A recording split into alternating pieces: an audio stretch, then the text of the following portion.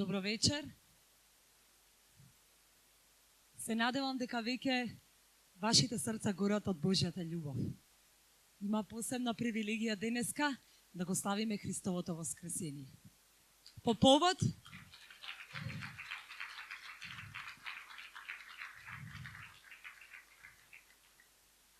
затоа сакам вечерва да споделам една тема, интересни библиски поуки кои што се поврзани со Христовото воскресение. Пред се, оваа недела празнувавме цело време и имаше денови кога Велики четврток, Велики петок, Велика сабота, па утре Великден, па пак Великден и некако цела недела ни е празнична. И сигурно се прашувате како сето тоа се случувало библиски, нормално како се одвивала Пасхата. За некој од вас е познато зборот Пасха, но за некој не е. Имено, Пасхата може да биде во поширока смисла на зборот. Тоа значи дека може да се однесува за целиот празник на жртвувањето на Господ Исус Христос, може да се однесува само на паскалниот оброк, на паскалната вечера, тајната вечера, но во целина станува збор за Пасха.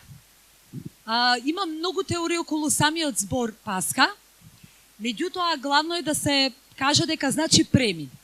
Пред да навлеземе во утврдување на Пасхата, би сакала да започнам со една тема која што може би многу од вас ги погодува, а тоа е жртвувањето на животните, кое што се случувало во Стариот Завет. Ке направам една паралела за тоа што значи Пасхата во Стариот Завет и Пасхата во Новиот Завет, за да ви биде различно и воедно и да го разберете која е разликата меѓу она што денеска го празнуваме и она што претходно во Стариот Завет било празнувано. Рековме дека потребата за пролевање на крв доаѓа заради тоа што имало потреба да се жртвува животни, затоа што во Стариот Завет тоа било неопходно заради простување на гревовите и заради тоа што требало да се помират луѓето со Бог. Зошто? Некои од вас знаат, можеби некои не знаат, дека човекот зачна во грев преку Адам и Ева, што значи дека луѓето се грешни заради тоа што не го послушаа Бог. И поради тоа не го почитуваа законот, односно наредбата која што Бог им ја даде во Едемската градина. Поради тоа човекот се одели од Божјото присуство и не можеше да биде во неговото присуство. Се обидуваа и наоѓаа начини како тоа да се покријат тие гревови, меѓу другото е жртвувањето на животни. Заради тоа се попрскувала и крв и се жртвувале животни. Значи, имало неколку причини поради кои што се жртвувале животните, заради простување на гревовите, обнова на заедништвото со Бог, почитување, благодарност кон Бог, за да се почитува неговата светост и за да се каже пред сликата за совршената жртва за Господ Исус Христос.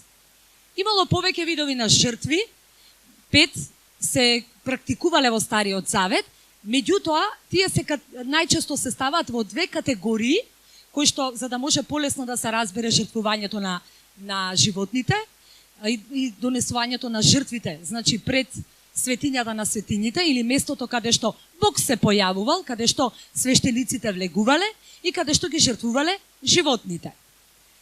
Значи првата категорија била, како што спомнав, заради обнова на заедништвото со Бог и општењето со Бог. Значи да се обнови заедништвото. И тука спаѓаат жртвата за грев и жртвата за престап. А втората категорија, во таа категорија влегуваат жртвите кои што се однесуваат за зачувување на заедништвото со Бог и заради зачувување на општењето со Бог. Во оваа категорија спаѓаат жртвата за помирување, тука спаѓа лебниот принос, исто така тука спаѓа црвениковата жртвувањето на црвениковата јуница. Исто така овдека можеме да кажеме дека овие видови на животни биле со цел да се вратиме, да се простат гревовите Но тоа не било за секогаш, туку само привремено покривање на гревовите. Тоа значи дека нема одземање на гревовите. Како се одвивало жртвувањето? Првото нешто што требало да се знае за жртвувањето е дека тоа треба да биде совршено животно. Без никаква мана и без некаков недостаток. Втората работа е тоа што требало животното кое што се колело, крвта од тоа животно требало да се попрскува во влезот на светињата на светињите, каде што се принесувала жртвата и каде што се исповедале гревовите. Тоа обично се правело еднаш годишно и тога свештеникот тоа го правел и таа жртва била символизација за смртта на грешникот, бидејќи рековме веќе не сме во Божјото присуство. Тоа поистоветување значи дека кога умира жртвувањето на животните, тогаш фактички со попрскување на крвта привремено се покрива простувањето на гревовите и откупот на гревот од човештвото. Меѓутоа, ова е во Стариот Завет. Што се случува денес?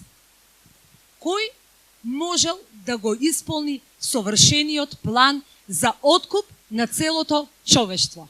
Од гревот, да ги прости гревовите и пред се да се вратиме во Божјото присуство. Кој не, ако не совршената жртва за гревот, која беше распната на крстот и кој ги зема нашите гревови, Господ Исус Христос, кој е Божјото јагне. Амин. Исто така, друга работа која што е многу битна, што Господ Исус Христос целосно не откупи од гревот. Нема потреба повеќе да се принесуваат животни. Нема потреба да се попрскуваат местата за исповедање на гревовите. Затоа што Исус ја исполни таа слика и целосно ни ги прости гревовите за оние што веруваат во Него и Неговата крв не очисти од сиот грев и не оправда како да не сте грешни и не откупи од раката на сатаната. Меѓутоа, ова слика е битна да се знае, затоа што не можете да ја разберете Паската ако не знаете зошто биле жртвувани животните. И повеќе нема потреба за Велик ден да се коле јагне, што значи дека јагнето е веќе жртвувано еднаш за секогаш. А тоа е Господ Исус Христос и би сакала да прочитам еден стих, каде што кажува дека Исус е првосвештеникот во Евреите 7 глава, 26 и 27 стих. Зошто таков првосвештеник ни требаше и нам, свет, невин, непорочен, одвоен од грешниците и повозвишен од небесата, кој нема секојдневна потреба, како првосвештениците, да принесува жртво, прво за своите гревови, а потоа за гревовите на народот, зашто тоа го направи еднаш за секогаш, принесувајќи се себе си. Кој е нашиот првосвештеник? Кој е совршената жртва за гревот? Дали има потреба да жртвуваме јагне за Велик ден? Сигурно? А да си пробаме? Нормално дека кога ќе раскажеме Паската ќе сватите дека нема потреба ни од вапсање на јајца. Ама ќе стигнеме до тој дел. Еврејските празници би сакала да ги споделам од причина што луѓето денеска празнуваат, нели во Македонија и секаде на Балкан и Европа, и често пати има толку многу празници што не знаеме веќе за што славиме. Би сакала да спомнам неколку празници. Во еврејската култура, односно религија, постоеле 3 празници, односно за создавање на, како создавање на делото, и 6 празници за откупување. Во првите 3 празника биле седмичниот сабат, кој е нели саботата, шабат, саботниот празник и трето секоја 50-на година. Меѓутоа нема да навлегувам во објаснувањето, само ќе ги спомнам и сега ќе се надополнам на 6 други празника. Зошто ги кажувам овие 6 празника? Што нас ни значат? Прво ќе го спомнам празникот на Паската. Празникот на Паската во Левитите 23 глава од 19 до 14 стих говори за воскресението. Односно во 1 Коринтијаните 15 глава 23 стих ја објаснува паралелата за Паската која се случува во Стариот Завет и за воскресението во Прво Коринтијани. Тој празник бил празник кога требало да се започувал на 14 април, меѓутоа тука се поврзува и празникот на бесквасни лебови, кој почува од наредниот ден и траел 7 дена. Ова ќе навлезам подетално, само да го спомнам како празник. Празникот на првите плодови, кој прави паралела за, првиот празник на Пасха зборува за раснувањето, а вториот празник за принесување на првите плодови е воскресението. Затоа што Паската го опфаќа целиот момент и не може да се стави како еден дел, да се објасни дека е само паскално јагне или само раснување, или, значи, опфаќа целокупно.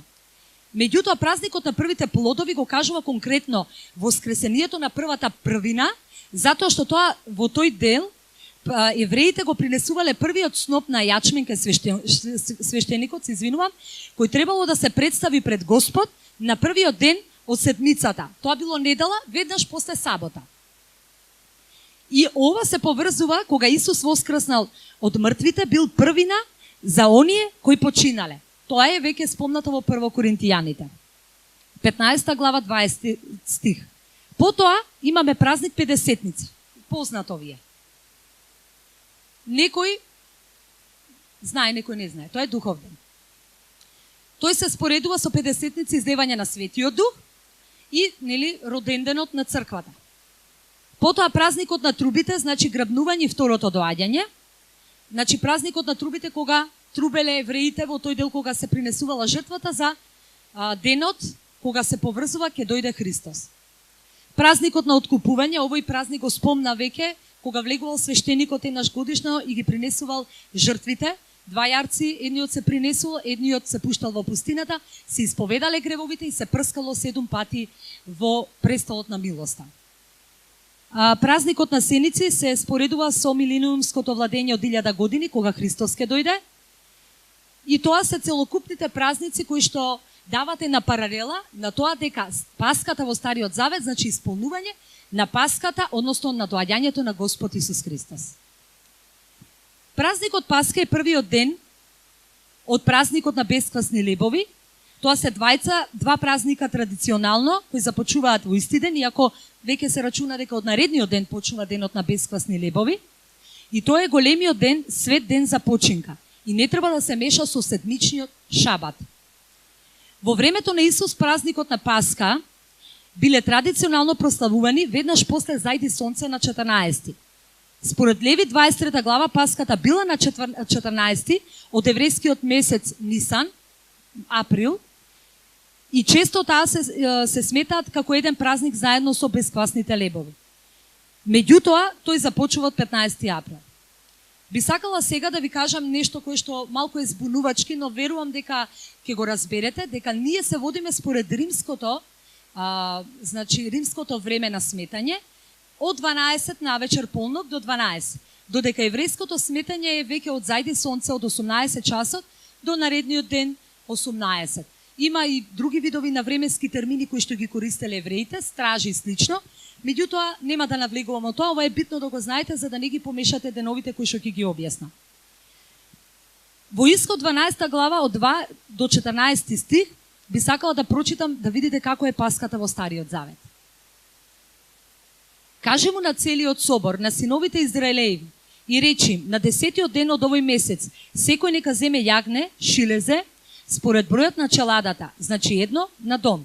Ако се помалку во домот за едно јагне, нека се земе кај себе соседот, кој му е најблизок, со онолку души колку што треба, за да можат да го изведат јагнето. А јагнето или јарето да биде здраво, машко, без недостаток, од 1 година, земете го од овците или од козите. Чувајте го до 14-тиот ден од овој месец и тогаш општиот собир Израелев нека се заколе во приквечернината. И нека се земе крв од него и нека се попрскат обата до братника на праговите на куќата во која ќе ги јадат. И нека јадат месо истата ноќ на оган печено со пресен леп и со горчливо зеле нека јадат. Немој да јадете сурово, ниту во вода варено, туку на оган печено, со главата, со нозете и со дробовите. И ништо немој да оставате до утрината и коски не кршете од него. Ако нешто од него остане до утрината, изгорете го на оган. а вака јадете го, преопашани, обувките да ви се на нозете и стаповите ваши во рацете ваши. Јадете брзо, тоа е Пасха. Оти ќе поминам низ земјата египетска таа ноќ и ќе губиам секој првороден во земјата египетска, од човек до добиток, и ќе се одмездам на сите богови египетски. Јас сум Господ, а крвта ќе биде знак на куќите во кои ќе бидете таму, и кога ќе видам крв, ќе ве одминам, па нема да има меѓу вас помор кога ќе поразам земјата египетска. И тоа ќе биде ден на сеќавање. Празнувајте го тој празник посветен на Господ. Празнувајте го од колено на колено вечно озаконет. Ова е многу битен пасос да се разбере, затоа што сето оно што е пишано во овој пасос се исполни во Новиот Завет. Значи, Мојсе дал 10-та казна, која што морало да се исполни заради непослушност и закоравеното срце на фараон. Тоа значи дека морало да умре секое првородено машко дете, кое што се разбира не ја послушал заповета на Мојсей, освен оние кои што нели имале во куќите крв на довратниците и нормално дека таа крв ја означувала Божјата заштита, за да кога ќе помине ангелот на смртта, да не ги убие првородените деца. Но што се случува? На 16 во недела секој евреско семејство треба да заколе јагне без недостаток, да се чува 3 дена на испитување, да се попрска со неговата крв прагот и обата до вратника на нивната куќа, и секое семејство треба да го обележи. Така се започува на 10 Нисан, тоа значи 10 април, и тие имале свој заветен оброк и им објаснувале на своите деца неговото значење. Паскалното јагне било испитувано 3 дена, како што била службата на Исус 3 години, ако се сеќавате. Исто така, кога заминал Исус во Ерусалим на 10 Нисан, паскалните јагниња се носат кај свештеникот за проверка. Значи се поклопува оно што се случувало во Стариот Завет, каде што се проверувале јагнињата, се случува и со Исус, како припрема за паскалното јагне кое ќе биде жртвувано за сите нас, и во тие 3-4 дена се проверувале, и во тие 3-4 дена Исус бил испитуван од првосвештениците.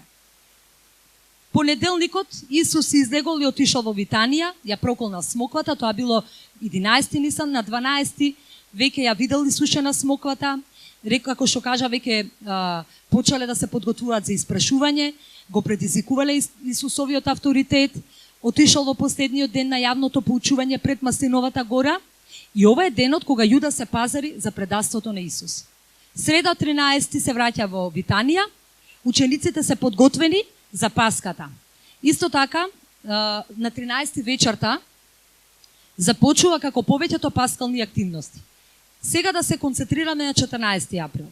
Ангелот на смртта минува низ Египет. Се враќаме назад во Стариот Завет. Ги зима сите првородени синови од незаштитените домови, вклучувајќи го и од домот на фараон. И тука требало да се заколе јагнето околу 15 часот. Внимателно слушајте.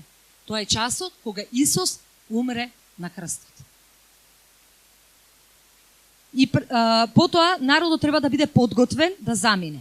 Тоа значи дека треба да ги земат нивните наметки, ременот на половината и да бидат подготвени да јадат побрзо за да бидат спремни за заминување. Четвртокот 14 април или Нисан започнува на истиот начин како што е тајната вечера. Тоа е вечерата кога се подготвува паскалниот оброк, кога Исус го јадал со своите ученици. Исус се исполнил она што било кажано за паскалните подготовки. Кога еден евреин прославува Паска, има торба која што има 3 дела и таму става 3 лепчиња. И во секој од лепчето означува, веројатно евреите, бидејќи не го признаваат Исус за Месија, го сметале дека тоа е Богот Аврам, Исак и Јаков, така го нарекувале. Меѓутоа го земале средниот дел од торбата и го прекрашувале. Дали ве асоцира на нешто? Не асоцира на Светото Тројство, на Отецот, на Синот и Светиот Дух, во кој што прекрашувањето на лебот или на телото беше Исус. Вистина е дека е совршен тип Паската кој што Исус ја направи за разлика од Паската во Стариот Завет. Подготовката, позната како тајна вечера за Паската, била подготвена на начин како што и евреите, со тоа што пратил дел од своите ученици да се подготват. И обично Паската значи премин. Ајде да видиме што конкретно во тој миг учениците ја подготвувале Паската, меѓутоа Паскалната вечера била како обредниот закон, значи имало горчиво зеле, пресен леп, немало леп со квасец, заради тоа што квасецот во еврејската традиција значи гревот, го значува гревот. А ние знаеме дека Исус беше безгрешен, не направи ниту еден грев, но заради нас умре на крстот за да ние бидеме оправдани. Паскалната, значи на тајната вечера или Господовата спомен вечера, која што се утврди како паралела на Паската која што била направена во Стариот Завет, има две разлики. Паската во Стариот Завет означува дека Израелевиот народ излегува од египетското робство. За разлика од тајната вечера, каде што била Господовата спомен вечера, значи излегување на народот од робство на гревот. Преку Исус се разбира. И многу е битно да и во едниот празник Пасха и во другиот учесниците имале за цел да ја општат со Бога, со тоа што кај Господовата вечера, значи представуваат единство со Христа, избравување на гревот и премин од материјалниот кон вечниот живот. Паската била прототип на Господовата вечера. Јагнето се колело на Пасха и било предслика за Божиото јагне, кое се жртвуваше за сите нас. Очистете се од стариот квас, за да бидете ново тесто, како што сте бесквасни, зашто и Христос, нашето паскално јагне, беше жртвувано за нас. 1 Коринтијаните 5:7.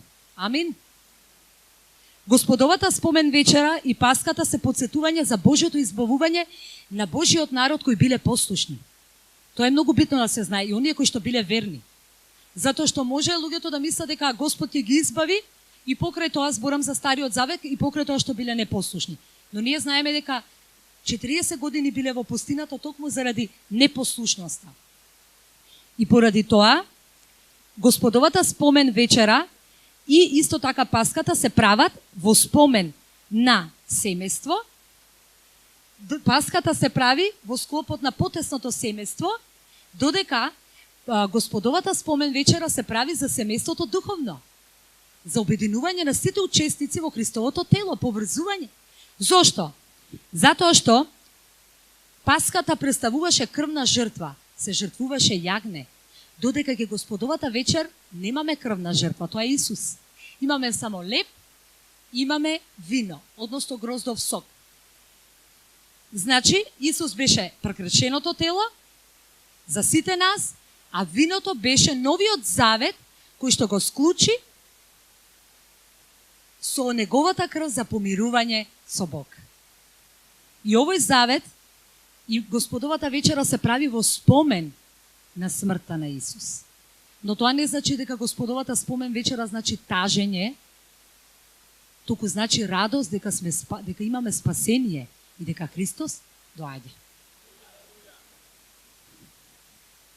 И во Паската имаше заповед, значи кажавме дека символите се виното и лебот, и многу е битно да се каже дека Господовата спомен вечера представува символ за помирување на човекот и Бог преку жртвата на Исус, љубовта која ја покажа кога го јадеме телото, буквално значи не телото на Христос, рековме во спомен, примаме и целување, кога го пиеме од виното, крвта, тоест како символ, се чистуваме од вина и грешност, не подсетува на нашата грешност, но и благодарност на неговата љубов и подсетување дека Господ простува и денес и објавување на новиот завет.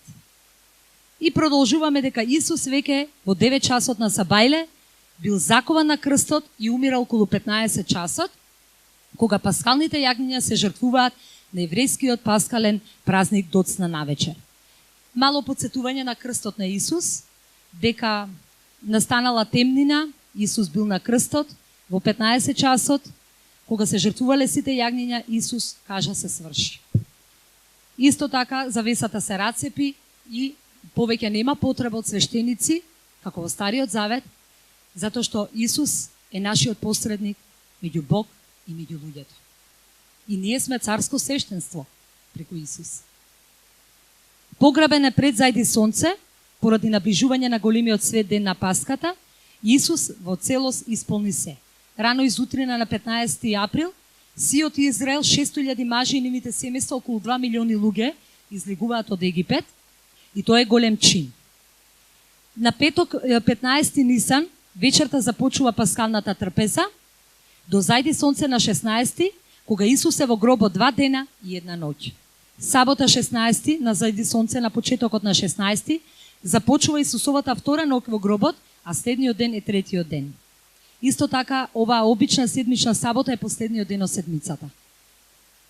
Тоа значи дека првиот ден од седмицата за евреите, а за нас е недела. Така да, затоа и неделата се слави како ден за воскресението. И првиот ден од еврејската е кога Исус умрел на 14 Нисан, и кога ќе додадеме 3 дена, тоа е 17 Нисан. Што значи дека народот, тоа е времето кога излегувал од Египет, кога поминал низ Црвеното море, ако се сеќавате. Тоа е моментот кога чудото кое што го направи Господ преку Мојсей, кога тргна фараонот по израелевиот народ, се предомисли, кога повторно направи Божја интервенција Бог и луѓето кои што заедно со фараонот тргна за да го погубат израелевиот народ, беа потопени со водата, се направи премина Црвеното море и се направи целосниот излез.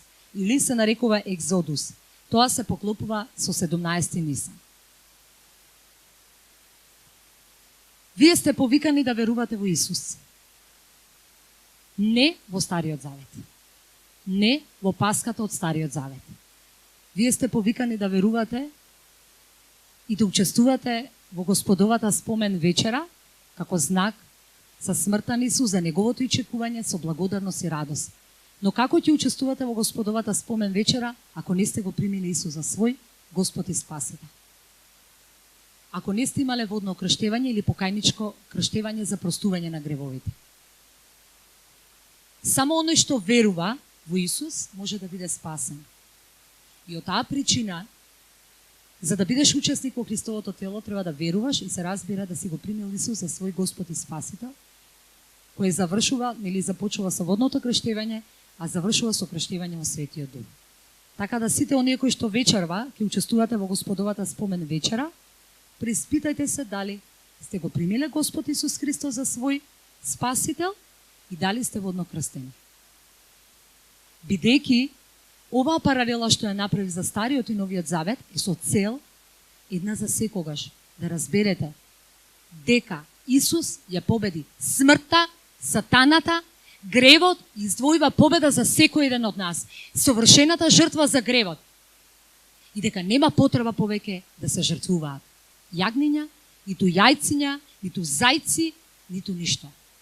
Доволно е само лебот и виното како спомен за Господовата вечер.